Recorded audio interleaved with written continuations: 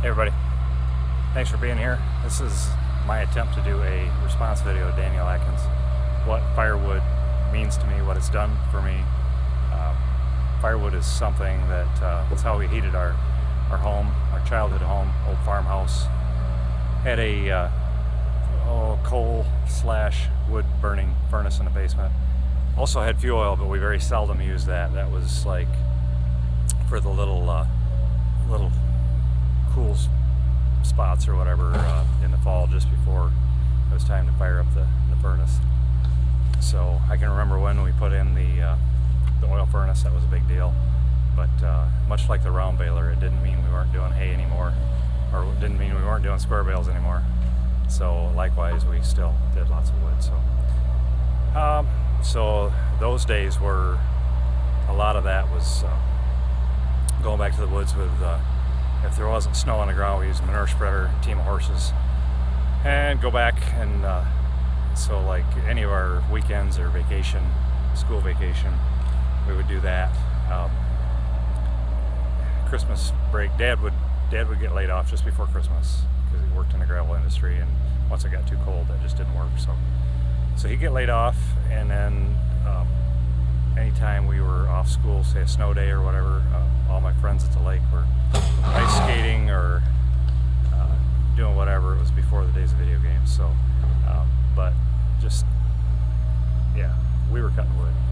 So I can remember going back with the sleighs, just getting just absolutely bitterly frozen before we got back there. And then I've got these numb fingers I'm trying to pick up wood with. And I mean, this is from the time when I was a really little kid. So then as I got older, I graduated to axe. My dad hooked me up with my grandfather's double bit. One side was kept razor sharp, the other side was a little rougher. So it wasn't so much, we didn't split with it. It was topping. I would go, he'd lay the tree down, and it was my job to clean up the top. And so I would strip it out with the axe, and we had one chainsaw, and that was Dad's to run. So I'd clean the top out, and then he'd buck it up, and then we both, or as soon as I was done, and there was pieces I could handle, then I'd start loading them, and I think he split some back there too. Then I would load the stuff that I could handle. So pretty well steeped, even though there was times when I hated it when I was really cold. I grew to love it, I guess, because I got really good at it. Got really good at splitting. That was my job. It wasn't until, I'm gonna say, the early 90s maybe. I was born in '66. So about the time I moved away from the farm is when Dad bought a splitter. So we did everything by hand up until that point. So I would have been 30 or better when he bought that. So, and it's the splitter that he's using right now. It's on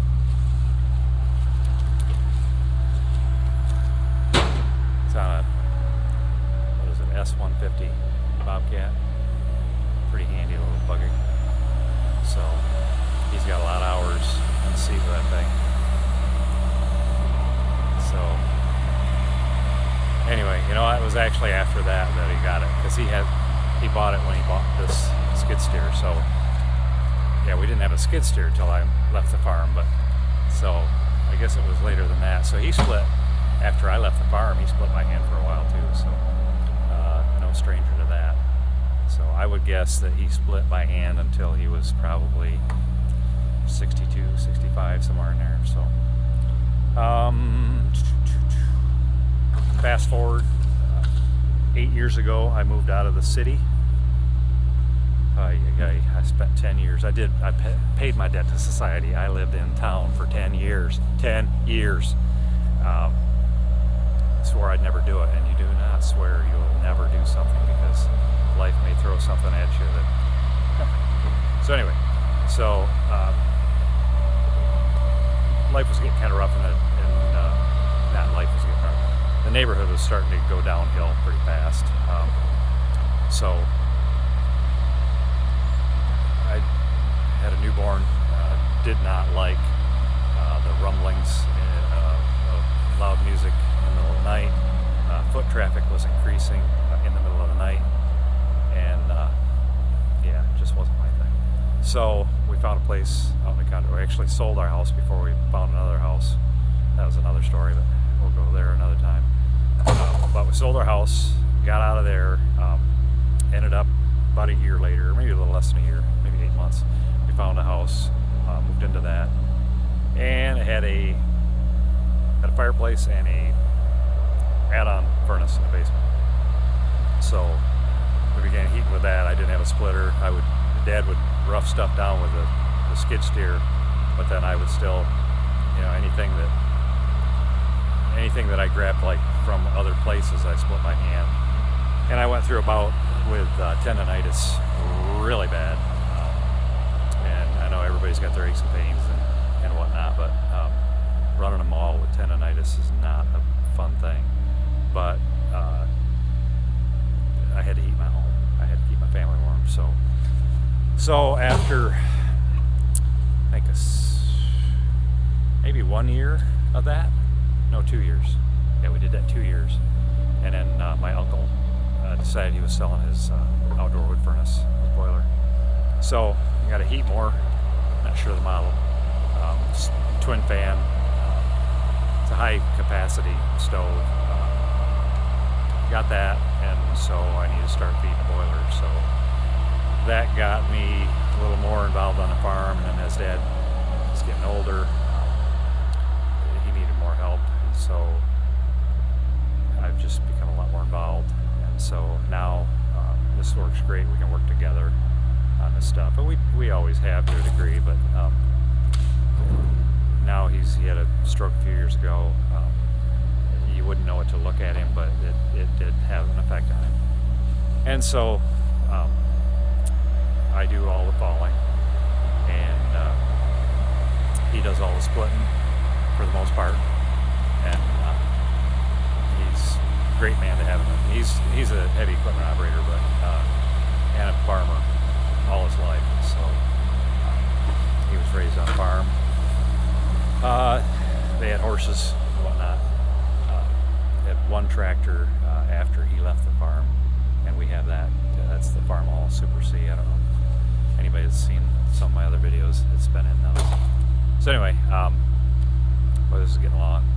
I'll have to chop a bunch of this out. Firewood to me is a trip down memory lane. It is heartwarming. I mean, nothing like having a fireplace, the crackle of the fire. It's awesome. The stove, I mean, I can stockpile that, and I can, depending upon the conditions, I can leave it for 24 to 36 hours if it's mild out. Otherwise, I can easily go 12 hours when it's really cold. So, and I love it. So it gives me a chance to play with saws. I love to wrench on saws and whatnot, farm machinery, all that. So it keeps me involved. It keeps me with something that Dad and I have in common, aside from just the summer farm and stuff. So I guess that's about it. So, and then it has also brought me into this YouTube community, the WoodHounds. I got hooked up with Buck and Billy Ray, I'm not sure how many years ago. I was part of the bunker build over there. I think I signed on. He was at about 5,000 or 6,000 subscribers. And then I went to Bunyan, met Logger Wade, saw Alex Escape, didn't get a chance to meet him. A few years later, I met Pete, Nuts 319, and then Stump Jumper, and Skidder Kev, all great guys. And so then that's morphed on to Joe's Firewood videos. Even though I haven't met Shifty from these guys outside of Shibe, outside Michigan, Ritchie's. I mean, so many of these guys that I am interacting with that it's starting to feel like I know them and I haven't really met them. And then my buck and stock friends, oh my gosh, like Glenn Campbell, Echo Glenn, Wayne Wango, Weaver, Billy LeCount, just too many. Landfill Rat, Rick, just an awesome guy. Same thing with Decal, Doug. These are just, these people have been inspiring, shall we say. So anyway, I gotta get back to work. Dad's gonna jump my can here shortly. All right, blessings all.